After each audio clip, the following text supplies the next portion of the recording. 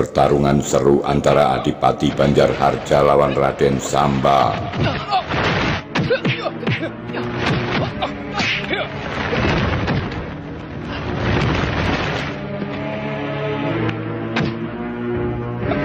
Ada apa, Tumi?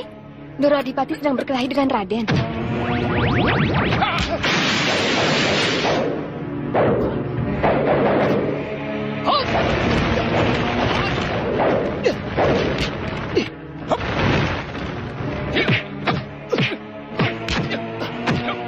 Raden Samba melepas cekikan di leher dan balik menyerang dengan gencar, bahkan sempat menghantam ayahandanya.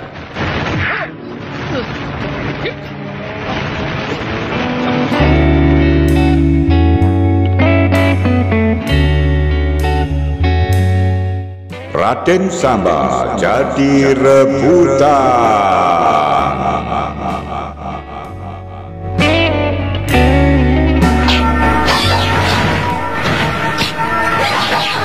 Di sebuah ruang ini Kendit sedang berlatih silat. Di saat Kiai Jamas masuk, dia langsung mengenali. Kiai Jamas. Betul kalau penting. Ini Kendit, Kiai. Apa kemari? Meminta kau keluar dari Tumi Kendit. Kasihan dia. Kau peralat untuk kemauanmu. Keluar dari rumah ini. Jangan campuri urusan. Kau yang keluar. Jangan kau sakiti gadis yang tidak berdosa padamu. Jangan banyak ngomong. Keluar. Kau dulu yang keluar. Lancang. Lancang.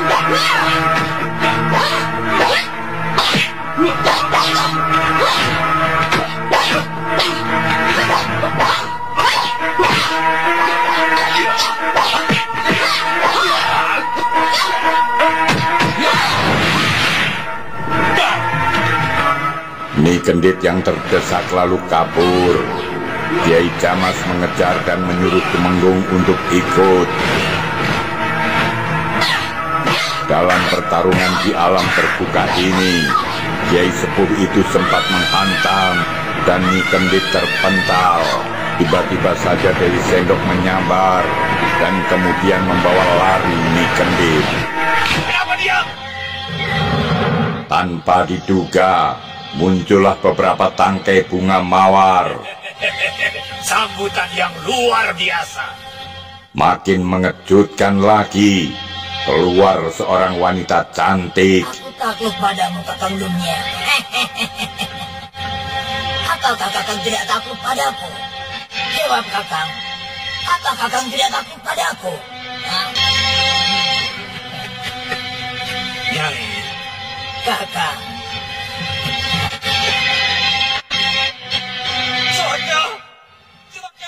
Terkopoh-kopoh, Kala Kondang datang. Kondang? Celaka buat Raden. Kenapa? Hidungnya pada bersatu dengan si lampir. Celaka. Alamat akan muncul kerusakan dunia. Ayo. Dia menarik lengan Samba. Yang penting Raden meninggalkan tempat ini agar terhindar dari upacara yang hendak diadakan oleh si lampir. Sebab jika upacara itu terlaksana, kekuatan sihir Durga Maka yang ada di tubuh Raden tidak bisa diobati. Jangan menakut-nakuti aku, Kalagondang. Ini bukan nakut-nakuti, Den. Ini kenyataan. Raden sedang ditarik untuk menjadi pengikut si lampir dan akan dimasukkan ke dalam golongan siluman ular. Tidak, aku tidak mau. Ya sudah, tinggalkan tempat ini. Jangan buang waktu. Ayo. Mereka lantas pergi.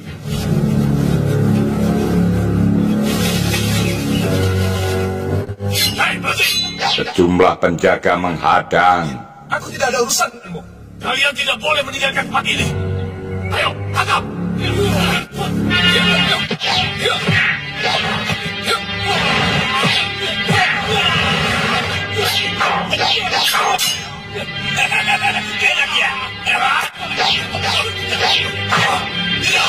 Pertempuran pun berlangsung dengan sengitnya.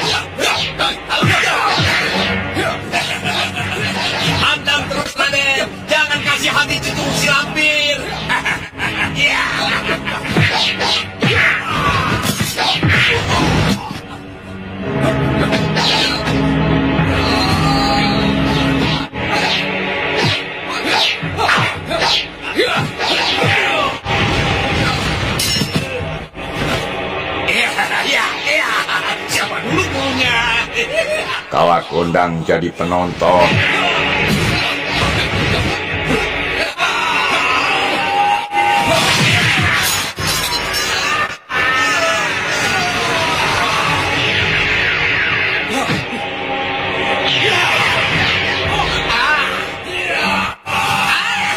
Para pengeroyok pun musnah. Mereka memang para siluman. Mau dibawa kemana aku ini, Kalagondang? Menemui Datuk Larangtapa. Hanya beliaulah yang bisa mengobati penyakitmu. Di mana Datuk Larangtapa sekarang? Aku tidak tahu. Pokoknya kita cari. Kapan? Kapan? Jangan tanya kapan. Pokoknya kita cari sampai dapat. Ayo. Ki Dunia Banda yang sangar pun alih rupa. Jadi lelaki gagah dan tampan. Musuh-musuh kita akan kesamaran dan kita akan mudah untuk menghancurkannya. Betul. Dan rasanya akan sebanding untuk berdampingan dengannya yang sangat cantik ini. Dan kakang yang tampan.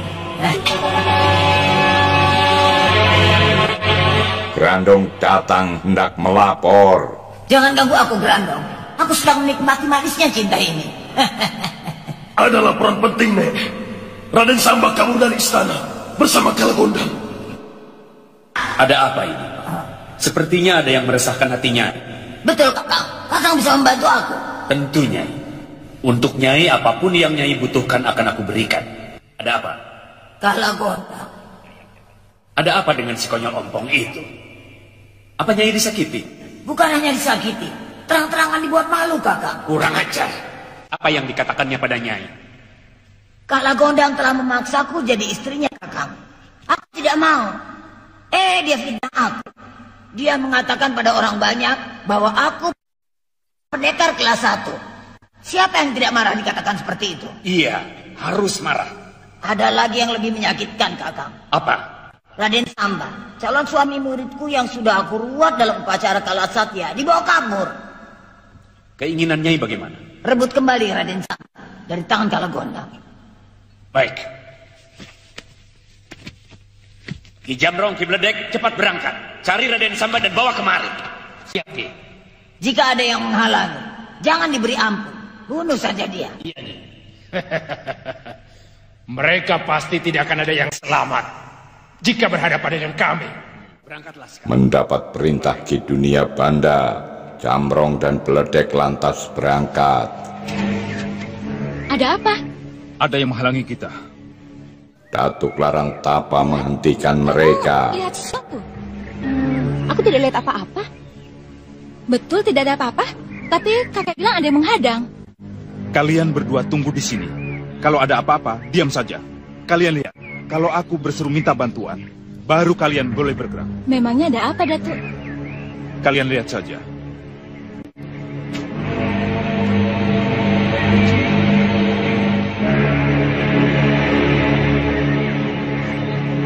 Bismillahirrahmanirrahim.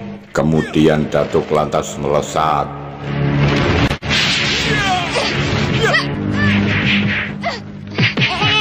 Mau apa?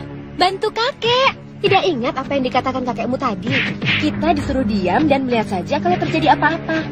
Tapi sudah, turuti saja. Datuk bertarung melawan Nyi Kendit.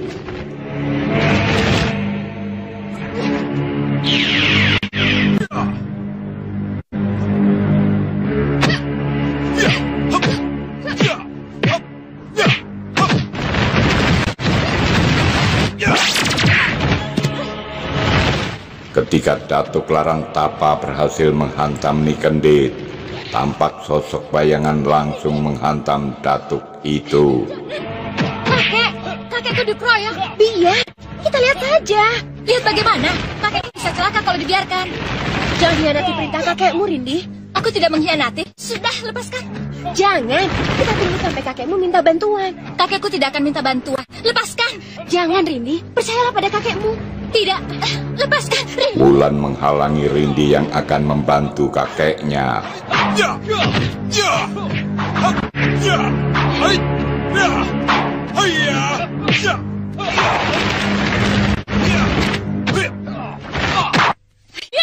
Jangan, Rindi. Percayalah pada kakekmu. Hah, minggir. Kakekmu pasti punya perhitungan sendiri. Kenapa kita tidak disuruh membantu? Minggir kataku. Cepat minggir. Atau harus aku gunakan kekerasan supaya kamu mau minggir? Jangan keras kepala, Rini. Cucu macam apa kamu ini? Tidak percaya pada omongan kakeknya sendiri.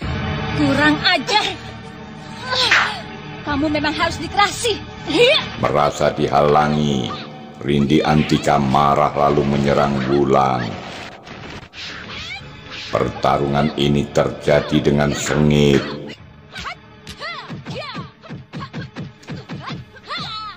Rindi menghantam dada Wulandari. Rindi, aku bukan musuhmu. Ingat Rindi, kakekmu Sakti Mandraguna. Beliau tidak butuh bantuanmu. Aku bukan suci yang berbakti. Jika kakek dalam bahaya, aku biarkan begitu saja. Gitulah alasan Rindi. Rindi, hadapi aku. Rindi, tangkap Kalarunting. Kalarunting?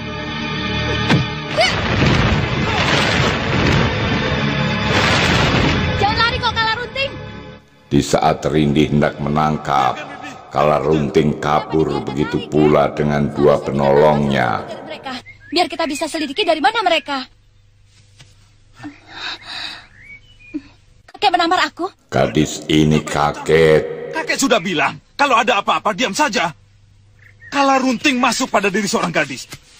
Kalau kau tidak ikut campur, pasti aku bisa menyelamatkan gadis itu. Sekarang Kalarunting membawanya kabur. Kek, aku tidak tega melihat kakek dikeroyok 3 orang yang cukup sakti.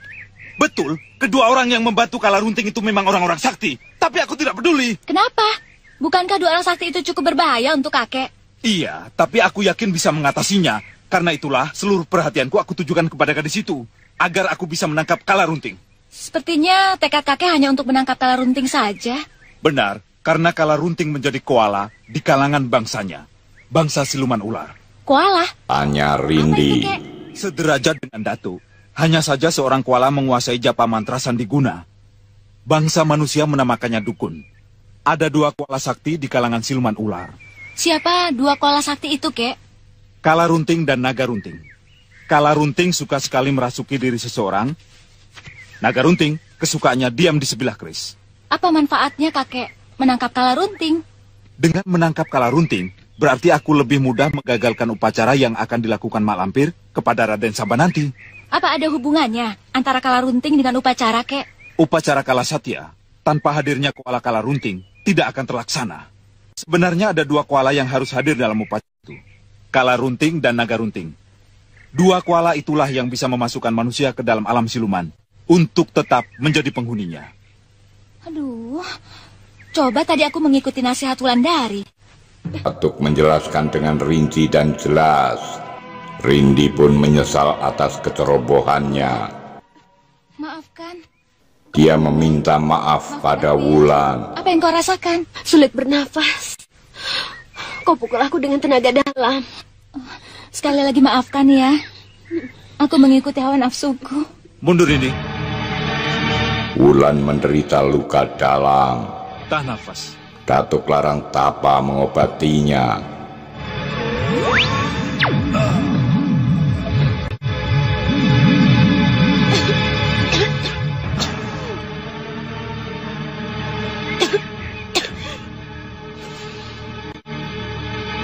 Bagaimana?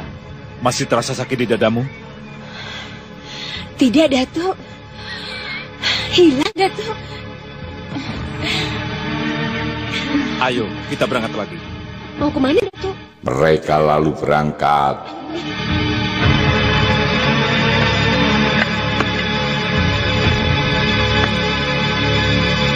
Sementara itu Kalagondang dan Raden Samba sedang berjalan. Tanpa tahu mereka, ada yang mengintai.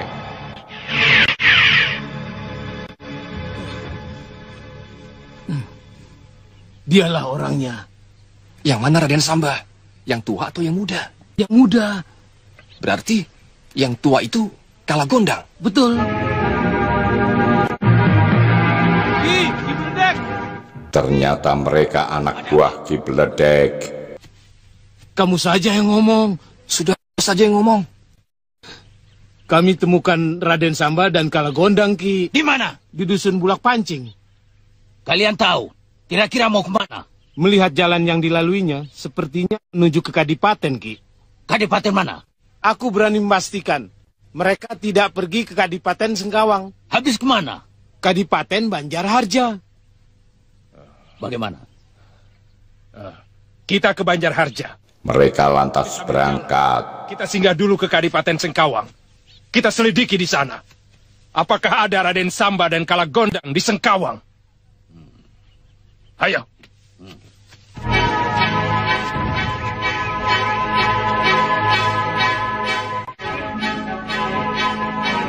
Mak Lampir kembali ke wujud aslinya.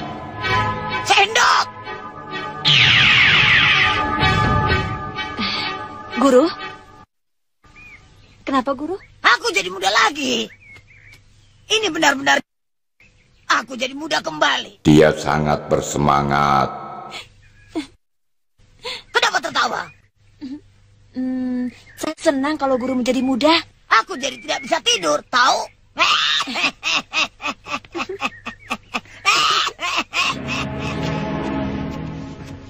Kalagondang minta berhenti. Tidak bisa, Den. Tidak bisa apanya? Memasuki Kadipaten. Kenapa?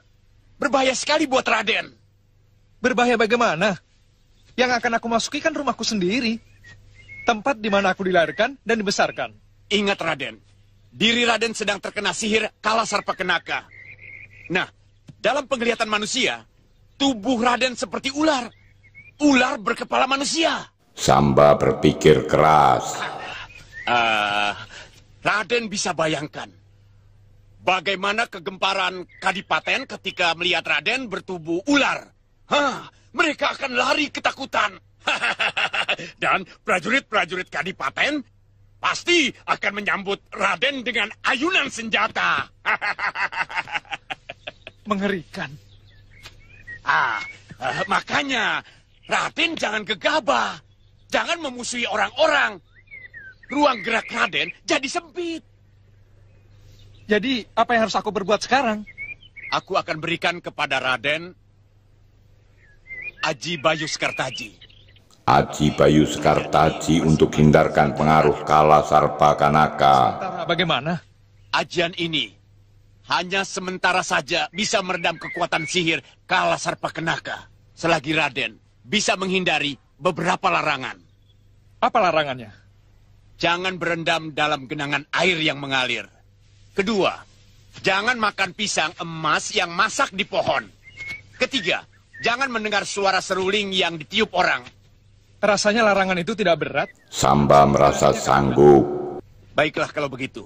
Nanti malam, aku wedar Aji Bayu Sekartaji untuk Raden.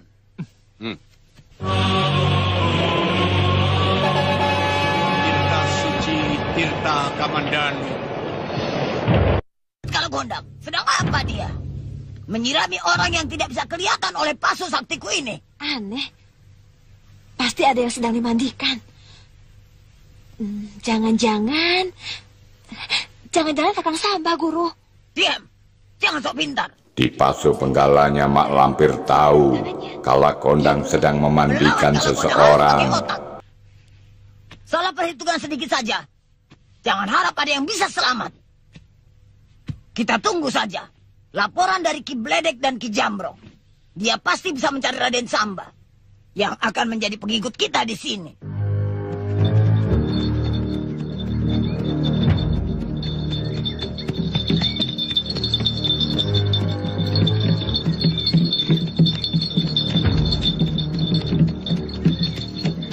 Sebuah kereta kuda berhenti di depan rumah besar. Ternyata Kanjeng Adipati Banjarharja yang turun, lalu masuk ke dalam.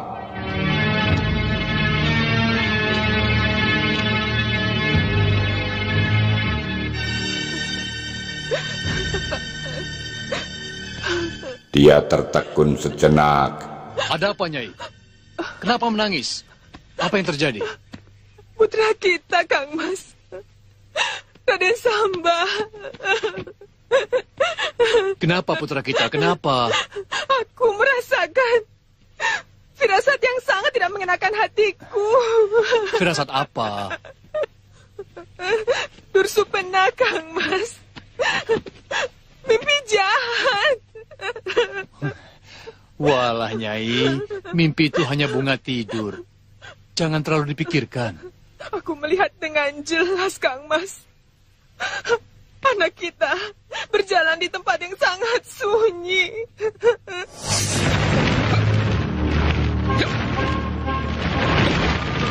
Dalam mimpi dia melihat Raden Samba sedang diserang seekor ular naga yang besar, yang bisa menyemburkan api.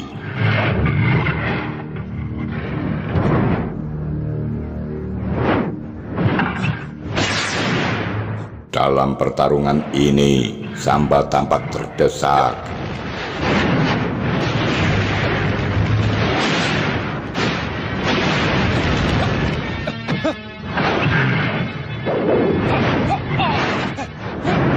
Bahkan pemuda ini dililit oleh naga besar itu. Hapus air matamu, Nyai. Kita doakan saja. Semoga putra kita selalu dalam lindungan Gusti Allah yang Maha Pengasih. Ya? Aku sangat khawatir, Kakak. Sampai saat ini, anak kita belum ada kabar beritanya. Kanjeng Adipati Jaya Wisuda berusaha menenangkan istrinya. Jangan khawatir. Aku akan suruh orang-orangku untuk mencarinya. Sekarang hapus air matamu, Nyai. Tawakallah pada Gusti Allah. Lihat, Kang. Hebat, Kang. Lihat ini menari.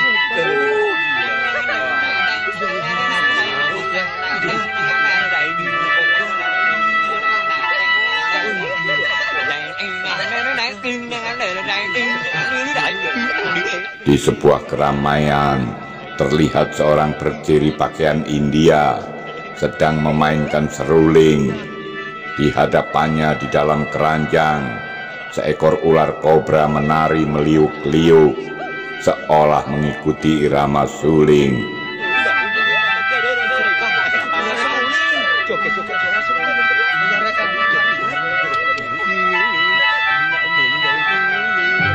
Ketika selesai, penonton bertepuk tangan.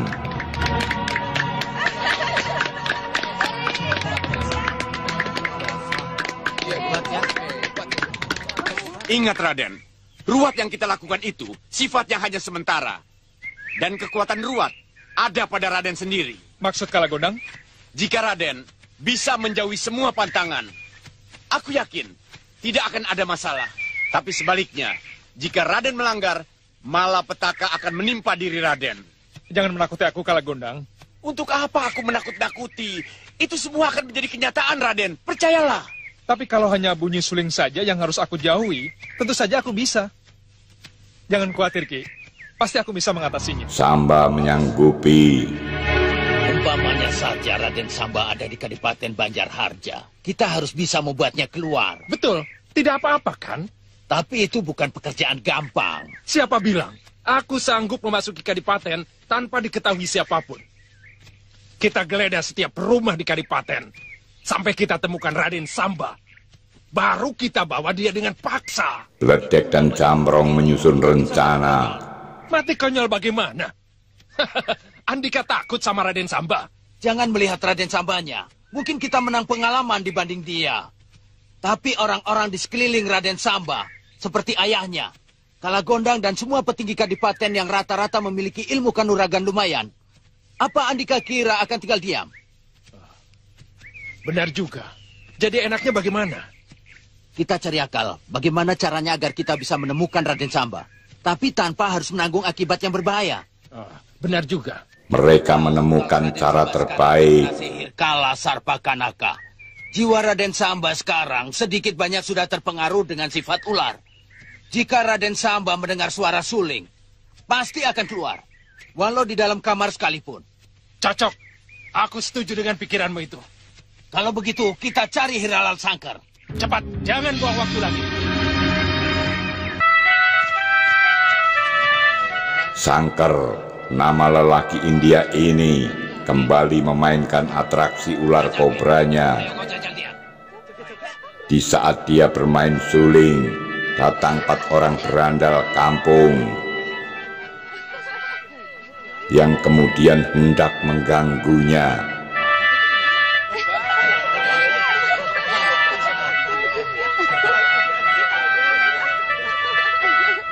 Sangkar melihat tanda akan adanya penyerangan. Sebelum lelaki ini menjentikkan batu kerikil, Sangkar mendahului menyerang dengan hentakan nada suara suling. Tiba-tiba temannya menghantam Sangkar dari jarak jauh. Sangkar undur beberapa langkah. Di sini orangnya jahil-jahil, Tuan. Mereka itu suka menjajal ilmu para pendatang, Tuan. Makanya para pedagang obat pada kapok, tidak berani datang ke sini lagi, Tuan. Takut diganggu sama orang-orang jahil itu. Mau jadi jagoan ya? Saya bukan jagoan. Saya tukang obat. Kenapa kau serang temanku? Saya tidak menyerang. Saya melindungi ular saya. Ah, kurang ajar. Ayo, hajar dia. Dia sangat marah.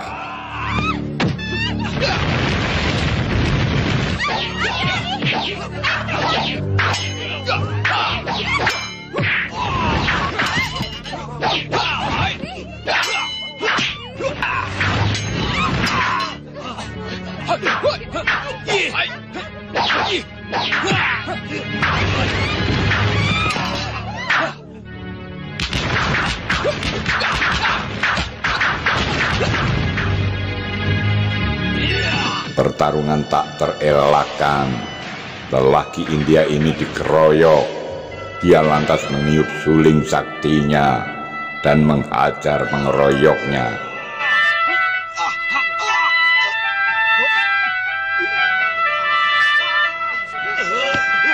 Mereka berempat kesakitan, menutup telinga masing-masing, tapi suara tetap menembus gendang telinga.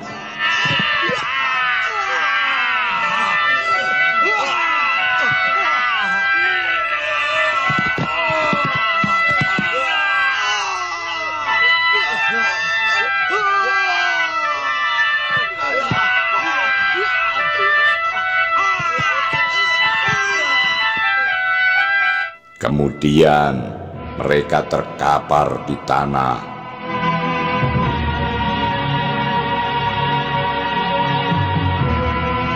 Raden Samba dan Kalagondang sampai di gapura rumahnya. Selamat datang, Raden. Lama tidak melihat Raden. Memangnya kenapa? Kangen. Sering bicara dengan Raden Samba? Sering. Setiap jaga malam, kami selalu ditemani Raden Samba. Sejak Raden Samba pergi meninggalkan Kadipaten, kami merasa kehilangan. Apalagi abdi Raden Samba Kilupit diajak serta. Ya sudah, tambah sepi. Oh iya, Kilupit apa sudah pulang, Ki? Loh, kan pergi bersama Raden. Seharusnya kami yang bertanya, kenapa Raden tidak dengan Kilupit? Kami berpisah di suatu tempat. Aku pikir dia sudah pulang kemari. Belum, Den. Kalau dia pulang, tolong beritahu aku secepatnya, Ki. Iya, Den. Iya. Ingat, Raden, jangan melanggar pantangan. Kalau tidak, orang sekadipaten akan geger melihat Raden. Dan orang tua Raden pasti akan membunuh Raden karena malu. Terima kasih atas peringatannya, Ki. Dewi Bajul lantas pergi. Kemudian melapor. Guru, Raden Samba sudah pulang. Sudah pulang? Apa maksudmu? Raden Samba sudah berada di Kadipaten Banjarharja. Tidak mungkin. Raden Samba tidak akan berani pulang ke Banjarharja. Karena dia berbadan ular. Orang-orang Kadipaten akan menjadi gempar. Bisa-bisa dia ditangkap beramai-ramai untuk dibunuh. Tapi kenyataannya tidak, Guru. Para prajurit penjaga pintu gerbang menyambut kedatangan Raden Samba dengan hangat. Apa kau tidak salah lihat? Tidak, Guru. Saya melihat dengan mata kepala saya sendiri. Raden Samba dan Kalagondang berjalan berdua masuk ke dalam pintu gerbang Kadipaten Banjarharja. Aneh. Dewi Bajul meyakinkan. Apa mungkin sihir Kala Sarpakanaka sudah punah dari badan Raden Samba? Mungkin dipunahkan oleh Kalagondang, Guru. Sesungguhnya sihir Kalasarpa Kanaka sementara sudah bisa diredam oleh Kalagondang melalui pemandian dengan Aji Bayu Sekartaji. Ki, ya Raden. Melihat Kalagondang? Tidak Raden, sudah 3 hari saya tidak melihat Ki Ompong itu. Wah, kemana perginya ya? Jangan-jangan Ki Ompong kecantol janda Raden. Memangnya kamu? Nyai? Melihat Kalagondang tidak, Nyai? 5 hari yang lalu, saya lihat duduk di tepi kolam, Raden. Sedang melamun. Melamun? Melamuni apa? Mana saya tahu, barangkali saja melamuni anak-anak dan istrinya. Di sekitar Kriya Kadipaten Raden Samba mencari Kalagondang, tapi tidak ketemu. Jangan-jangan Kalagondang memang sedang pergi menemui keluarganya. Raden, sini. Ayah ingin bicara. Samba duduk di hadapan ayahandanya. Dari mana? Mencari Kalagondang. Ketemu? Mungkin dia sedang pergi menengok keluarganya. Apa kau tahu betul siapa dia sebenarnya? Kamu tidak curiga? Curiga? Curiga apa? Sebenarnya tidak boleh seorang pun memasuki wilayah kadipaten ini. Kecuali yang sudah kita kenal benar-benar. Aku ini adalah seorang adipati yang setia, patuh kepada Gusti Sultan Mataram. Aku juga dikenal sebagai adipati yang selalu memusuhi kompeni. Kau tahu, orang-orang kompeni sedang mencari kesalahanku. Wajah Samba menegang. Apa kau tidak curiga pada Kalagondang?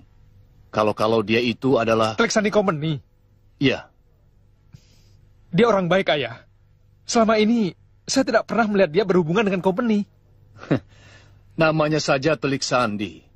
Mana mungkin dia menunjukkan apa yang menjadi kerahasiaannya, anakku? Ayah curiga? Mestinya bukan ayah saja yang harus waspada. Tapi semuanya. Demi keselamatan kita bersama, anakku. Samba dengan sungguh-sungguh bilang, Kalagondang bukan Telik Sandi Belanda. Tapi tetap saja ayahanda menaruh curiga. Kau pun meniru ayahmu. Titi teliti. Melihat siapa kawan, siapa lawan.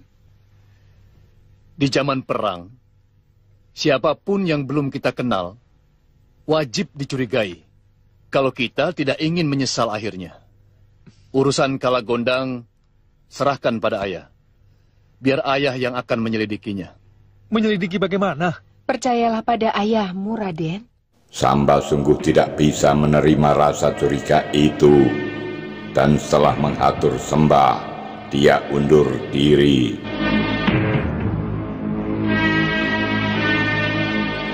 Sebagai adipati, wajar jika dia bersikap sangat hati-hati. Rupanya anak kita tidak senang, Kang Mas. Biar.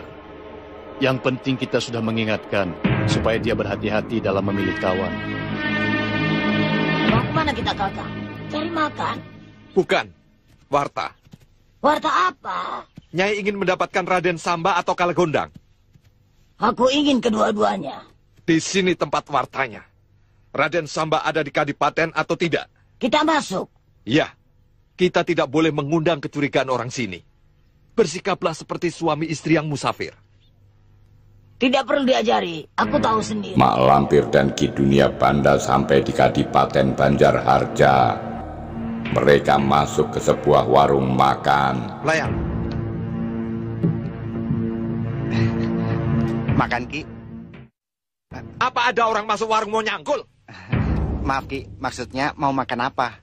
Keluarkan semua makanan yang enak. Baik, Ki. Pelayan bertanya. Dengan kasar Ki Dunia menyahut. Seorang pemuda menatapnya. Cepat!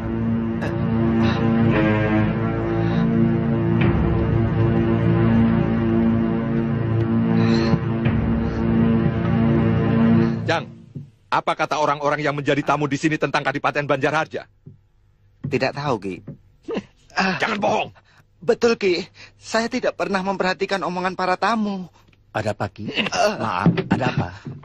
Aku sedang mencari warta Kadipaten Banjarharja. Kau pasti tahu dari para tamumu. Kadipaten Banjarharja akan mengadakan upacara sedekah bumi. Apa lagi? Putra tunggal Adipati sekarang sudah pulang. Raden Samba? Betul. Dengan siapa dia datang? Katanya dengan seorang laki-laki yang berwajah lucu. Giginya ompong. Tidak tahu, Nyai. Pemilik warung datang dan menjelaskan. Hanya lucu saja. Kenapa tidak tanya ompong atau tidak? Dan siapa namanya? Tidak tahu, Nyai. Tamu-tamuku tidak menyebutkan siapa namanya. Tamu-tamumu semuanya. Termasuk yang ngomong. Celetuk pemuda itu. Kau yang bicara tadi. Ucapnya dingin tapi tegas. Sehingga perlu tanya lagi. Mak Lampir melempar cobek. Dan pemuda bernama Aji Basah Pamungkas ini menangkap dengan mudahnya. Lantas dia melempar ke Ki Dunia Banda. Boleh juga permainanmu di sana. Lelaki ini juga dengan tenang menerimanya. Dalam permainan maut itu, mulut Aji Basah selalu mengunyah pisang.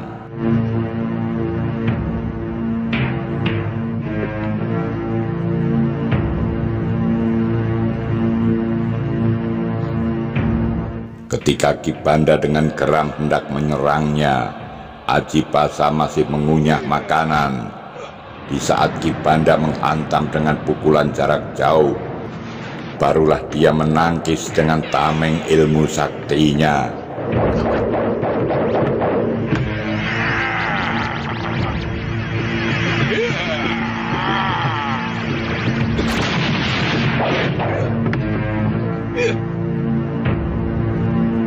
Berarti kau menantangku, Kisana. Jangan. Dia harus diberi pelajaran. Ditanya bukannya menjawab, malah makan. Apa itu namanya tidak merendahkan kita? Mak Lampir yang hendak menyerang dicegah oleh Ki Banda. Brahma Eka Soma. Brahma Eka Soma? Iya, ajian pelebur yang setarap dengan ajian pelebur Saketi. Dari mana Kakang tahu? Aku merasakan ia mengerahkan Aji Bumi Manduraja. Kalau begitu dia bukan orang sembarangan. Iya. Makanya jangan ceroboh. Biar aku sendiri yang menghadapinya. Aku bantu. Nanti, kalau setelah aku kalah. Ki Banda lalu mendekatinya. Hei Kisana, jangan adigang adigung adiguna di hadapanku. Dia marah disepelekan. Jawab, apa telingamu sudah... Siapa namamu dan datang dari mana? Aji Basah Pamungkas. Murid Kegede Sebayu. Asalmu? Kalisoka. Cukup. Sekarang terimalah kematianmu. Aji Basah tetap tenang kendati dibentak-bentak. Pertarungan di dalam warung pun lantas terjadi.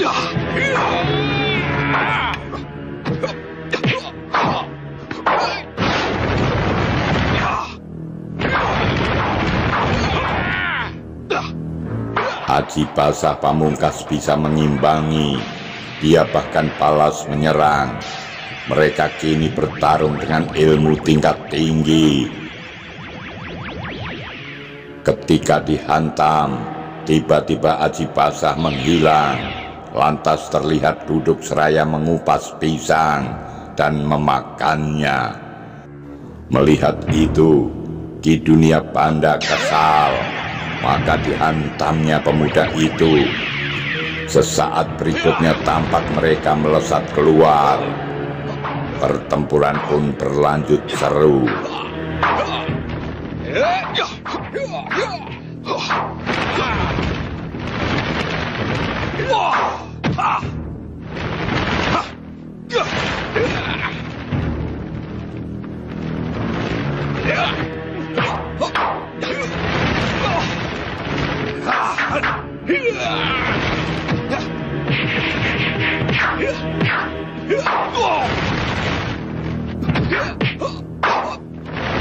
Mak Lampir dengan seksama memperhatikan.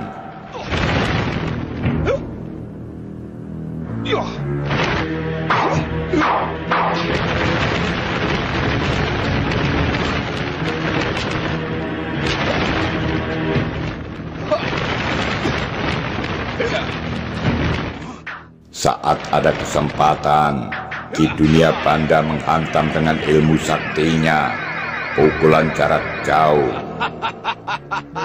Aji Basa Pamungkas dengan tenang menangkisnya, merasa lebih unggul. Ki Banda tertawa terbahak-bahak.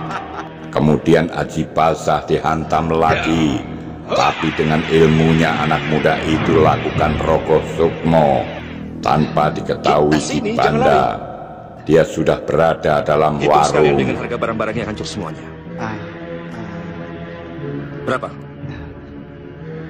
Ki, sini Ki. Ada apa? Hitung semua makanan yang dimakan, serta kerugian barang-barang yang rusak. Jangan lupa, sekalian dinding warung yang jebol itu.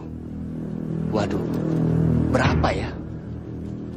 Sudah, terima lagi. Ini pasti lebih dari cukup. Tapi, pejamkan dulu mata kalian berdua. Cepat, pejamkan.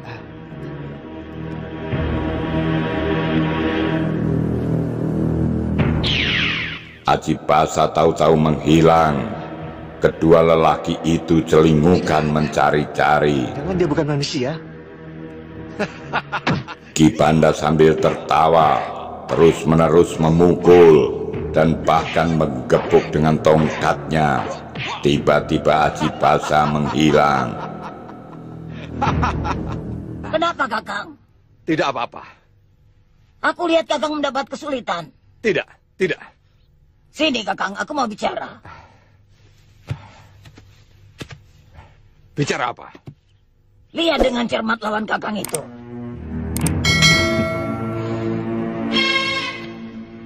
Kurang ajar.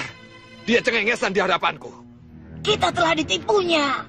Ditipu bagaimana? Sebenarnya lawan Kakang sudah tidak ada. Itu apa? Citra. Yang sedang tersenyum-senyum itu hanyalah semacam bayangan yang diciptakan Aji Basa.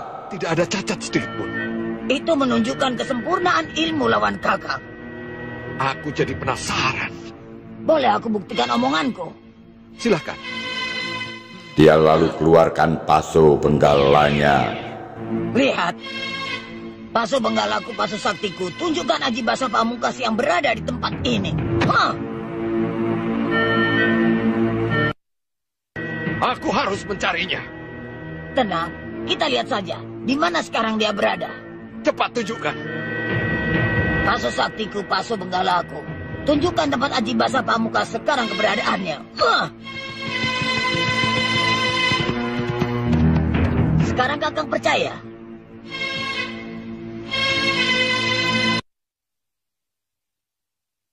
Dia mencundangi aku secara tidak terang-terangan. Aku bisa menduga kemana dia pergi. Kemana? Melihat jalan yang ditempuhnya, ia searah dengan kita. Kadipaten Banjarharja. Mau apa dia ke sana? Aku khawatir. Dia akan menyelamatkan Raden Samba. Kita harus segera mendahuluinya. Kita harus ambil Raden Samba sebelum terlambat. Mak Lampir loncat langsung hilang. Ki Dunia menyusul. Sementara itu Aji Basa Pamungkas sedang berkuda.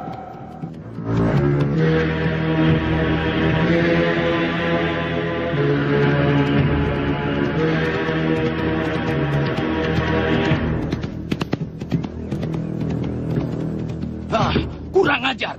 Mentang-mentang kudanya bagus. Berhenti.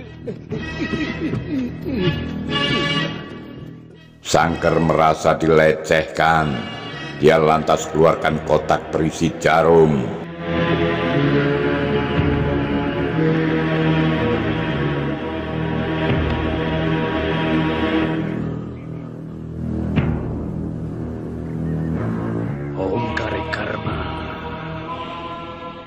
Dengan ilmunya dia meniup jarum itu yang langsung meluncur deras, terlihat mengejar kuda di kejauhan. Kudakulah yang paling bagus. Tidak ada seorang pun yang bisa mengalahkannya. Ayo Ki Sultan, kita jalan lagi. Kuda yang dinaiki Aji Basa tampak tergeletak.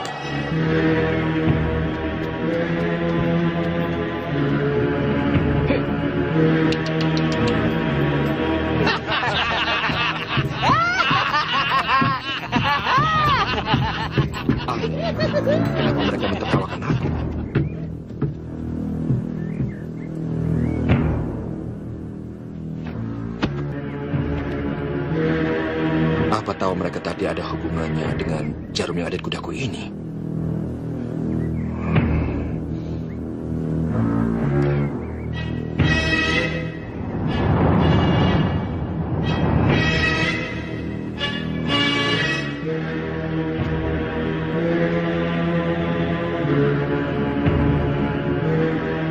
Masuklah pada orang yang mengirimkanmu tadi.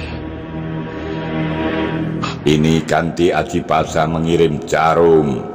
Kemudian dia menyembuhkan kudanya.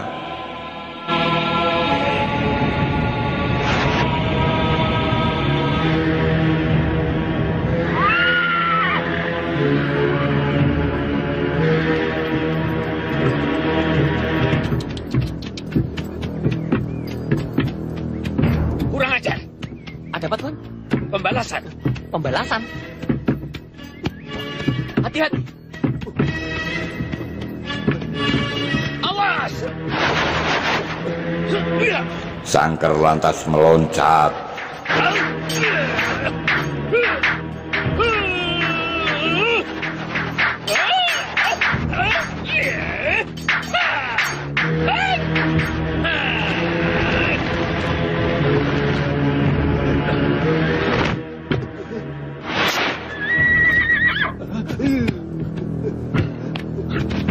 Lepaskan kuda. Kita tidak bisa melanjutkan perjalanan, he? Sebenarnya ada apa, Tuan? Ya, kami tidak melihat apa-apa. Tapi Tuan begitu sibuk. Iya, iya. Lihat ini. Oh, bekas gigitan lintah darat. Bukan. Jarumku ada yang kirim kembali dan masuk kemari, he? Dalam waktu sehari jarum tidak dikeluarkan, kuda ini pasti mati. Apa iya? Adipasa Pamungkas memacu kudanya melewati mereka.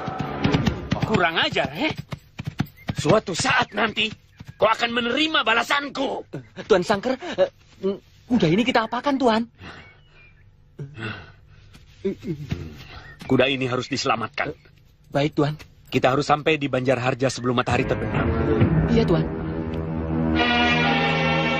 Tidak sulit untuk bisa masuk ke dalam kadipaten itu. Mak Lampir dan Ki Dunia Banda berencana menangkap Raden Kenapa harus Samba. menunggu sampai malam? Sekarang pun kita dengan mudah bisa melumpuhkan orang-orang kadipaten ini. Dan segera membawa kembali Raden Samba. Jangan lupa, di sana ada Kalagondang. Kamu takut pada Kalagondang? Aku tidak takut pada kesaktiannya. Yang aku harus waspadai, otaknya yang butek, licik. Orang paling sakti pun akan terperdaya oleh Kalagondang dengan akal busuknya yang licik luar biasa. Licik harus dibayar dengan licik. Aku sanggup menandingi akal busuk Kalagondang yang penuh tipu daya itu. Alah, kau jangan takabur. Setiap kali kau bertempur dengan Kalagondang, kau selalu terkecoh oleh akal liciknya Kalagondang. Itulah sebabnya sekarang kau minta bantuanku untuk menghadapi Kalagondang, kan? Mak Lampir harus mengakuinya. Hanya kita yang menginginkan Raden Samba. Termasuk 2 orang anak buahku, Ki Bledek dan Ki Jambrong, yang sekarang tidak tahu keberadaan mereka di mana. Jadi kita harus menunggu di mana? Di sini saja. Dengan gampang kita bisa mengawasi orang-orang yang keluar masuk kadipaten itu.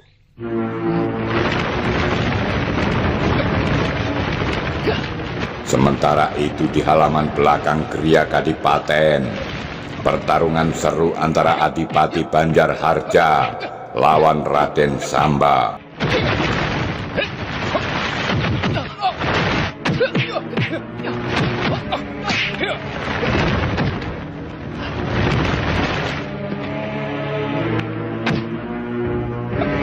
Ada apa, Tumi? Doro Adipati sedang berkelahi dengan Raden. Tidak, mereka sedang latihan. Oh.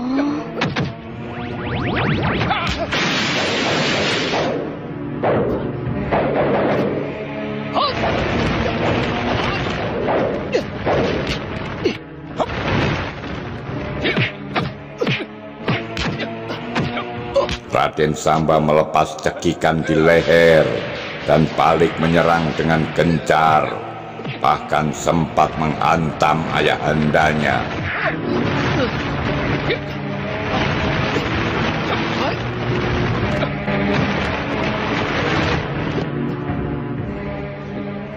Kau sekarang kasar, Samba. Bukan begitu, Nyai? Benar. Sekarang ini, kamu agak kasar. Jurus-jurus kamu yang dulu kelihatan luas, Sekarang jadi beringas. Sehingga kamu terlihat agak kaku. Saya sendiri heran, Ibu. Mungkin ada pengaruh dari Dewi Sendok dan gurunya Mak Lampir. Temanmu dalam perantauan? Betul, Ayah. Waktu di perantauan, saya bergaul akrab sekali dengan Dewi Sendok. Samba mengakuinya. Dia seorang pendekar wanita yang hebat. Dan gurunya, Mak Lampir, kesaktiannya lebih hebat lagi. Tabiat mereka memang kasar. Mungkin sedikit banyak saya terpengaruh oleh mereka. Berwatak kasar tidak apa. Sebab dalam setiap pertempuran dibutuhkan watak kasar. Tapi harus pandai-pandai menempatkannya. Kalau tidak, kita sendiri yang akan celaka. Nasihat ayahanda begitu bijak. Ayo silahkan. Tiba-tiba Wulan berlari. Nyai! Nyai! Jangan. Kang Bagus, Kek. Biarkan. Aku ingin bicara dengan Kang Bagus. Jangan ikut campur urusan orang. Nyai! Kita mau kemana, Nyai? Tahu. Kata Datuk Larantapa mau ke Banjarharja. Sudah tahu nanya. Maksudku apa, Nyai? Sudahlah, temu yang di belakang. Dia sedang menunggu Andika. Yang di belakang siapa, Nyai? Pura-pura dasar. Loh. Bagus! Wulan! Istirahat dulu! Ya.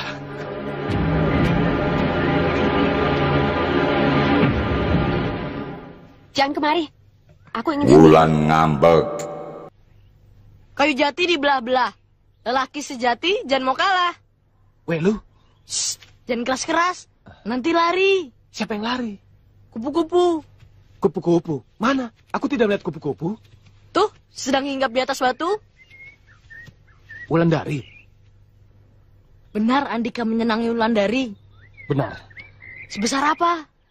Kalau hatiku sebesar Gunung Slamet, berarti sebesar dan sepenuh itulah rasa senangku padanya. Senang? Apa cinta? Senang dan cinta telah menyatu. Seperti gula dengan manisnya.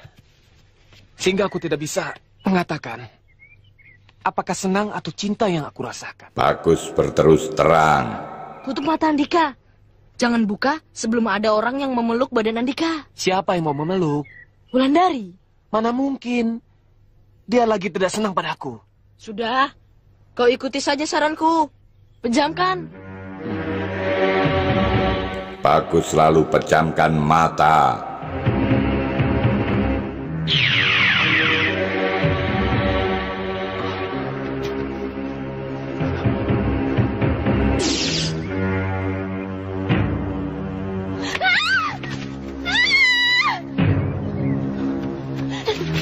Tolong, itu. Ada apa? Ada ular besar berbulu banyak. Itu.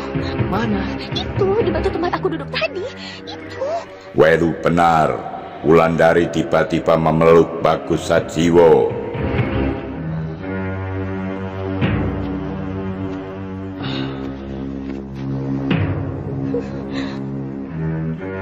Mana? Tidak ada apa-apa.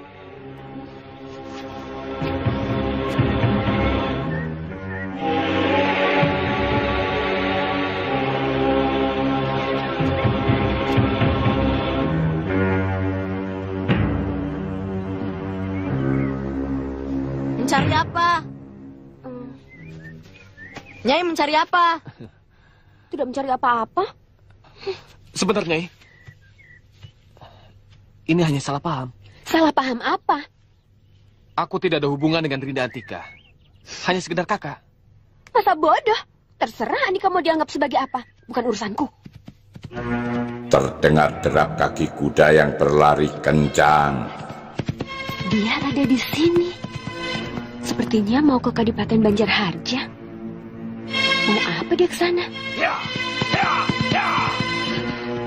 Kek, bukankah yang lewat tadi Aji Basa Pamungkas? Iya. Kenapa tidak kita kejar? Untuk apa? Kakek bagaimana? Ya untuk kita bunuh. Kek, dua sahabat karib kakek mati di tangan Aji Basa Pamungkas. Datuk teringat pertarungan dua sahabatnya dengan Aji Basa Pamungkas yang menyebabkan kematian mereka.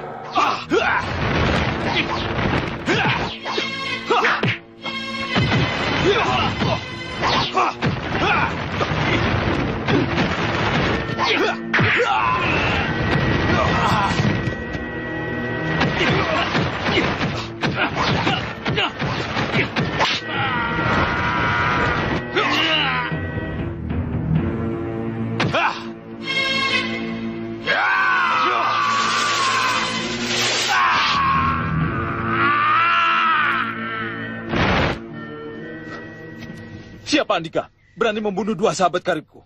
Alam kita berbeda. Tolong Andika jangan ikut campur. Sebutkan, siapa nama Andika? Aji Basa Pamungkas, dari bangsa manusia. Kami tidak bertanya Andika dari bangsa apa. Agar Andika tahu bahwa aku mengerti kalian berdua dari bangsa makhluk apa. Tolong jangan ikut campur. Jangan membela orang yang bersalah. Setelah bicara, dia lantas meloncat pergi. Kita belum tahu masalahnya. Jangan gegabah.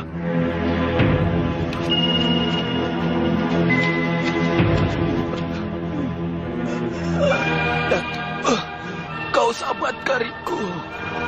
Tolong balaskan kematianku.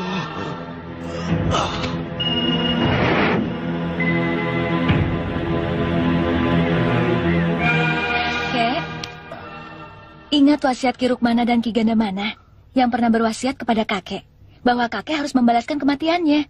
Iya. Lalu, kenapa Aji Basa Pamungkas kakek biarkan lewat begitu saja?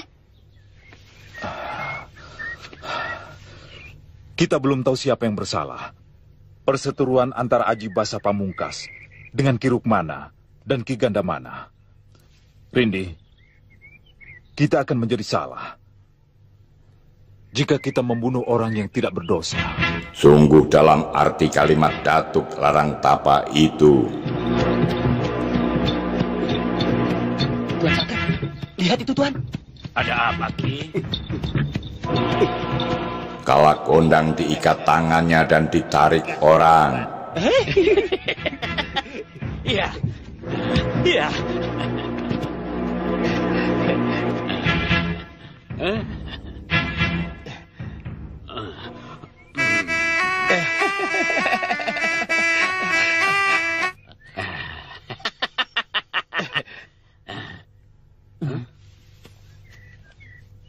Ini malingnya. Kurang ajar. Aku tahu siapa kamu, jin busuk. Ternyata Kalakondang dituduh sebagai maling seruling.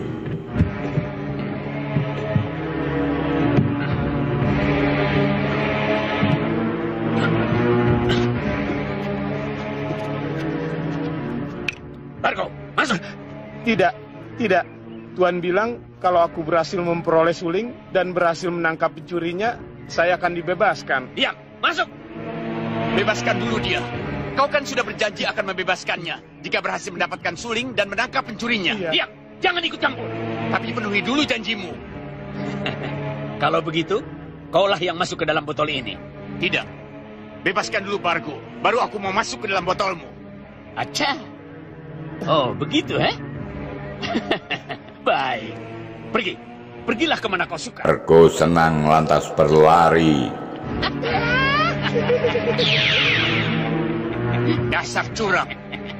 Kenapa, Kau belum mengembalikan kekuatan sejatinya si Bargo. Bagaimana aku bisa mengembalikannya, Sedangkan dia sudah kabur duluan. Ayo, penuhi janjimu. Masuklah ke dalam botol ini. Licik. Jangan banyak bicara, cepat masuk. Baik, aku akan masuk ke dalam botolmu. Tapi ingat, jika kau tidak mengembalikan kekuatan si Bargo, dan kau tangkap lagi dia, aku tidak akan mengampunimu. Aku akan keluar dan menghukummu. Cepat, jangan banyak bicara, Kalakondang pun masuk ke dalam botol.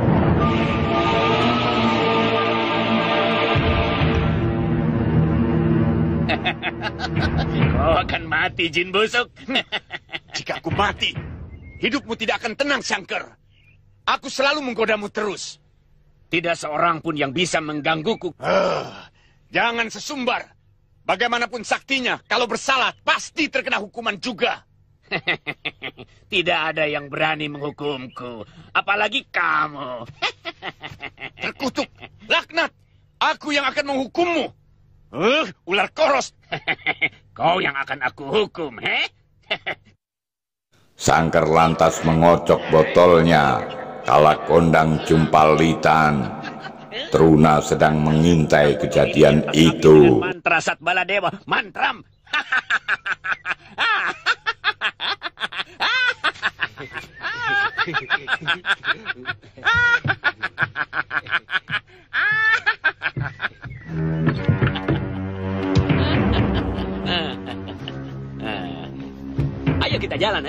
Baik, Tuan. Malam ini suasana di Kadipaten Banjarharja tampak tenang. Kanjeng Adipati dan istrinya sedang tidur. Dalam kegelapan tampak dua bayangan berkelebat. Naluri Kanjeng Adipati merasakan ada sesuatu yang tidak beres, lalu bangun.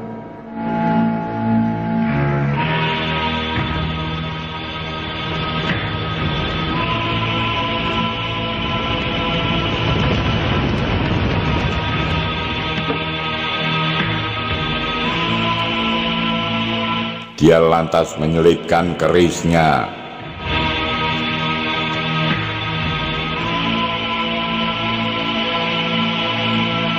Dua sosok itu ternyata Mak Lampir dan Ki Dunia Banda. Dengan mengendap-endap mereka menghindari para penjaga.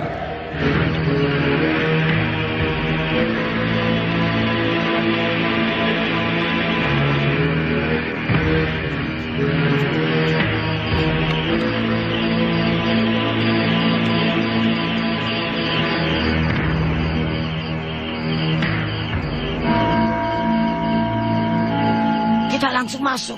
Untuk apa? Menculik Raden Samba. Jangan. Kita selidiki dulu, supaya tidak salah ambil. Lewat atas. Lebih aman. Ayo, cepat. Mereka lantas meloncat.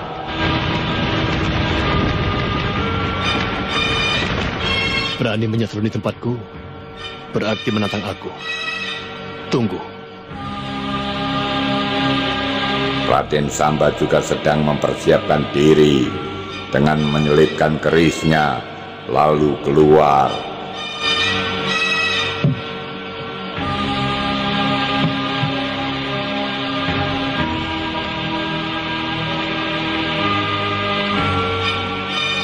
Ayah juga dengar. Shh. Pancingan kita berhasil.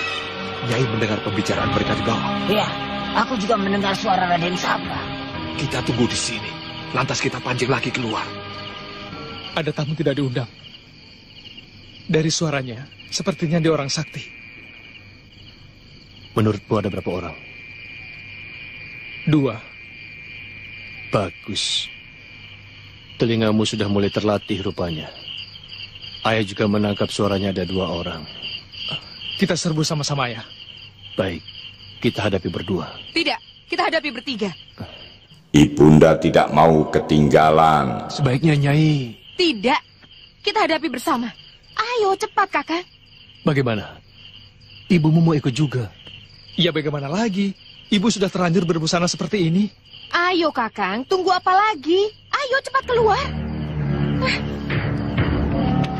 Luar pintu gerbang Sangker dan pedatinya tampak dihadang petugas jaga.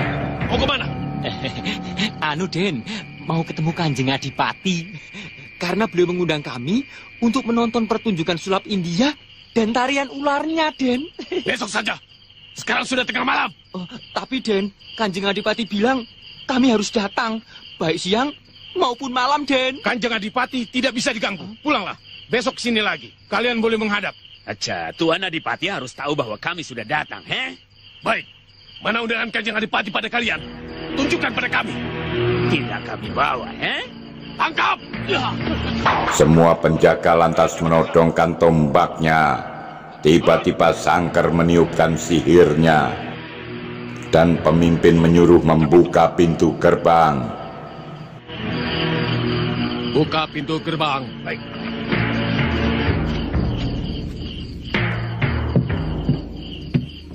Sesosok bayangan nampak melesat.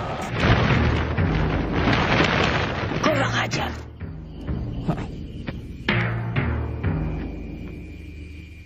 Ada apa? Kakang tadi tidak melihat di sana. Melihat apa? Bayangan.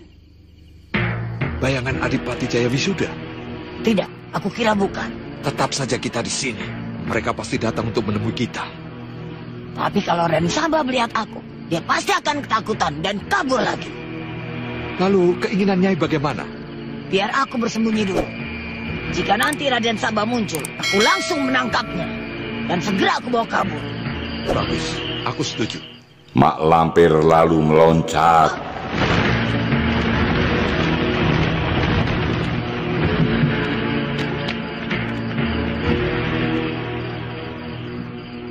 Aku akan periksa di atas sana.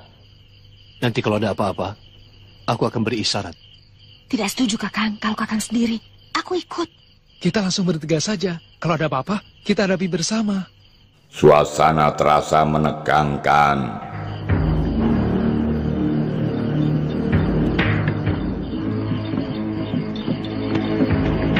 Biarkan Samba. Malam-malam begini ada kereta masuk. Jangan-jangan ada hubungannya dengan Durat Maka yang ada di atas hubungan itu. Samba curiga. Kereta masuk, pasti melalui pintu gerbang. Dan kalau para penjaga sudah mengizinkan mereka masuk, berarti mereka mengenalnya. Pasti itu milik para saudagar yang ingin memasukkan barang-barangnya ke kadipaten ini, Kakang. Benar. Kalau dilihat dari sini, sepertinya kereta miliki bandar. Mari kita ke atas, Ayah, sebelum mereka kabur lagi. Mereka meloncat dan menemui seseorang. Siapa kamu? Maling guna. Sebutkan namamu. Maling tanpa nama. Kurang ajar. Ayo tangkap.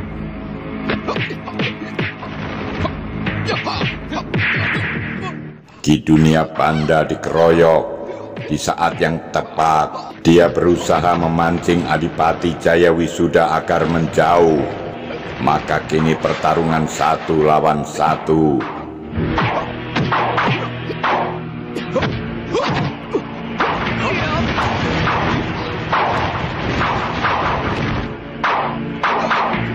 Pertarungan berjalan dengan serunya.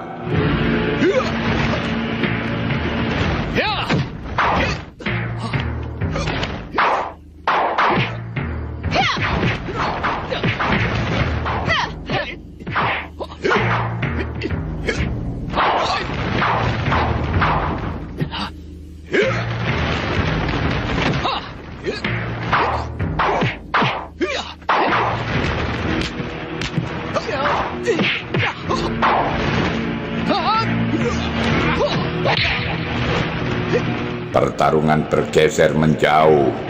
Pada saat itu Ki Dunia Panda tertawa untuk mengeluarkan aji senggoro macannya dan membuat telinga lawannya pekak.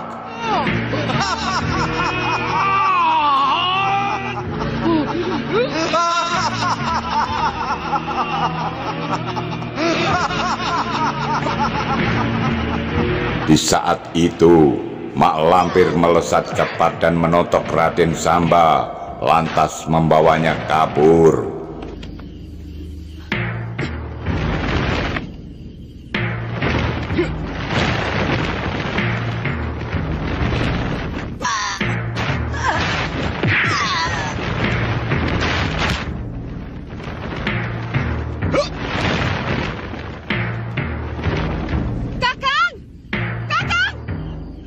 Mendengar panggilan istrinya, Kanjeng Adipati cepat datang. Kabur.